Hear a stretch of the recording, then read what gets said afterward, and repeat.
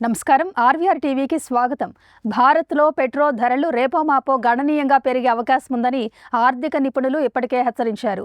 మన దేశంలో పెట్రోల్ ధర లీటరు 110 రూపాయలకు చేరుకోవచ్చని చెప్తున్నారు. ఏపీలో ఇప్పటికే 109.04 రూపాయలు కాగా తెలంగాణలో 107.46 రూపాయలకు చేరుకుంది.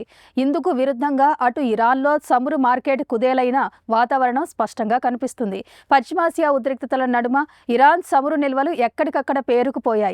ఇరాన్ నుంచి కొనుగోళ్లు నిలిచిపోయాయి. ప్రస్తుత పరిస్థితుల్లో ఇక్కడ పెట్రోల్ ధర లీటర్ 2 నుంచి 5 రూపాయల మధ్య నడుస్తోంది. ఒక్క చమురు మినహా ప్రతి కొనుగోలులో ద్రవ్యోల్బణం ఇరాన్ ప్రజలకు గుదిబండగా మారింది.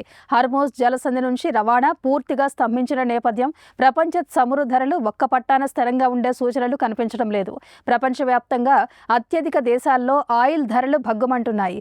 భారత్ మాత్రం ప్రధానంగా దిగుమతులపైనే ఆధారపడగా డాలర్తో పోలిస్తే రూపాయి విలువ చాలా తక్కువగా ఉండడం, రవాణా ఖర్చులు, ఇతర ట్యాక్సుల కారణంగా మన దగ్గర లీటర్ పెట్రోల్ 110 రూపాయలకు చేరువలో ఉంది.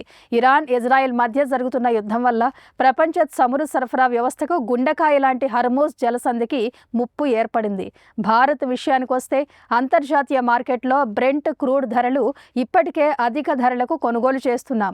ఇదే పరిస్థితి కొనసాగితేనో లేదా సరఫరాలో అంతరాయం కలిగితేనో భారత్లో లీటర్ పెట్రోల్ ధర త్వరలోనే 110 రూపాయల మార్కు సులభంగా దాటొచ్చన్న ఆర్థిక నిపుణుల హెచ్చరికలు ప్రభుత్వాలను అప్రమత్తం చేస్తున్నాయి కూడా. ఇలాంటి కరెంట్ అప్డేట్స్ కోసం చూస్తూనే ఉండండి మన ఆర్వీఆర్ టీవీ. లైక్ చేయండి, షేర్ చేయండి, సబ్స్క్రైబ్ చేయండి.